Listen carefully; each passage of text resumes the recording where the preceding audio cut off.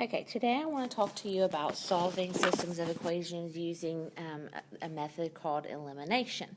Basically what elimination is just combining two equations together to get rid of something. So if you look at this equation, or this system of equations that we have here, we have 3x minus 5y equals negative 16, and 2x plus 5y equals 31. Well, back when you were in elementary school, you were probably taught to add big numbers like 100, I don't know, plus 203. You would write it like this, and then you would say 0 plus 3 is 3, 0 plus 0 is 0, 2 plus 1 is 3. So your total was 203. We're going to use that same kind of method here to add these two equations together. If you notice, the reason we would want to do this is because if you look at these middle terms, negative 5y plus a positive 5y, those are going to disappear. It's going to be gone. That's 0y. We know 0 times anything is just 0, so it's gone. So let's look at what's left. 3x plus 2x is 5x. We already determined this is 0. Equals a negative 16 plus 31. So they're different signs. I'm going to subtract and keep the sign of the larger number, so I know it's going to be positive. 31 minus 16 is what, 15? Okay, and now this is back to a basic equation that you know how to solve. 5x equals 15.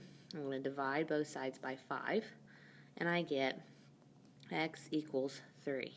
We're over halfway done now.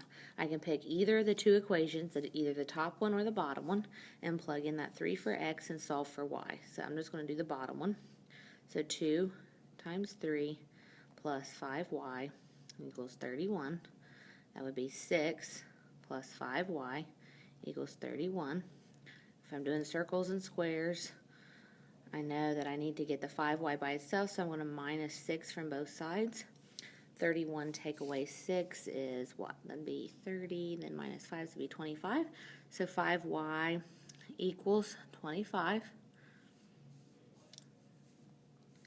Divide both sides by 5. And y equals 5. So my ordered pair solution is 3, 5.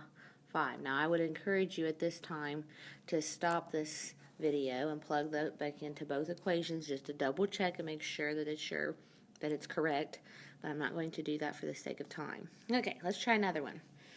So the last time, let's go back and look, we eliminated the y's because I had negative 5y and a positive 5y. So those we're going to eliminate if I add it together. Look at these two equations and see if I was to add them together or subtract them from one another, if anything would eliminate. You can pause the video and think about it for a second.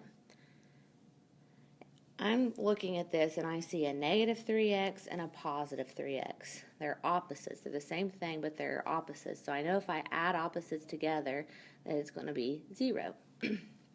So negative 3x plus 3x is 0. This is gone. A positive 4 plus a negative 6. I'm going to subtract, keep the sign of a large number. 6 take away 4 is 2. The large number is negative, so it's going to be negative 2y.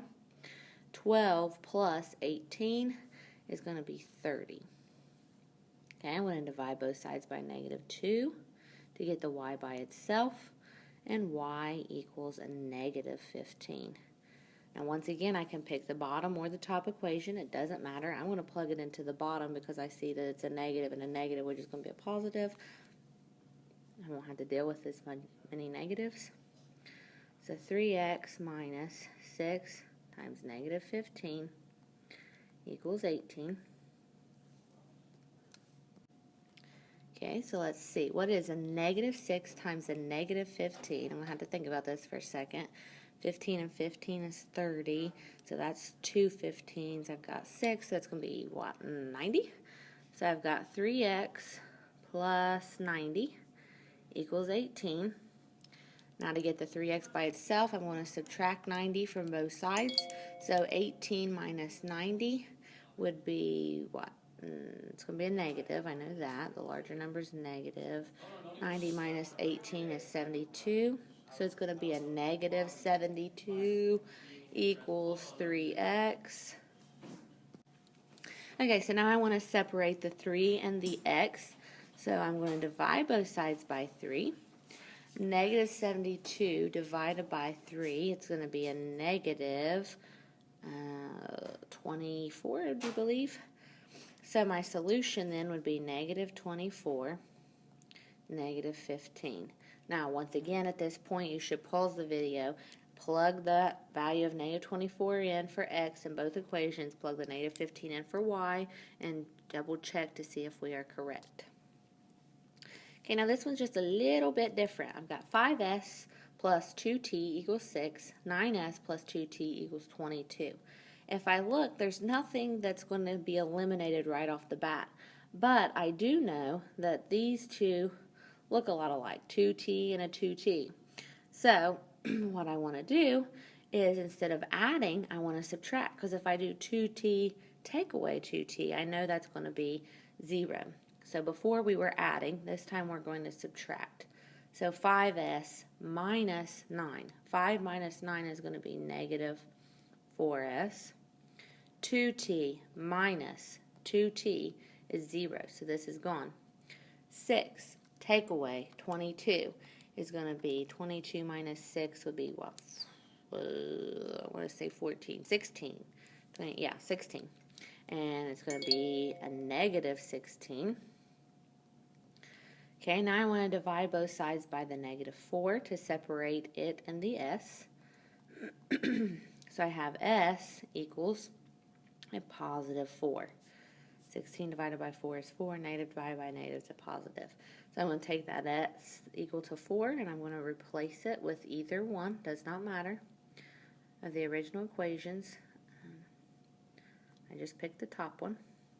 5 times 4 is 20, plus 2t equals 6. I'm going to minus 20 from both sides, so if I subtract 20 from 6, 20 minus 6 is 14, keep the sign of the larger number, equals 2t. I'm going to divide both sides by 2, so t equals negative 7. So my ordered pair is going to go in alphabetical order. S comes first in the alphabet, so 4, comma, negative 7. Okay, let's try one more like that involves subtraction instead of addition. Let's just do a simple one. How about x plus 2y equals 2, and x minus 3y equals 7. Okay, now, these are different numbers, the y's, 2 and 3, so they're not going to eliminate, but I know that there's an understood 1 in front of the x's. 1 plus 1 is going to give me 2, but 1 minus 1 is going to give me 0. So, let's just go ahead and subtract these and see what we get. 1 take away 1 is nothing.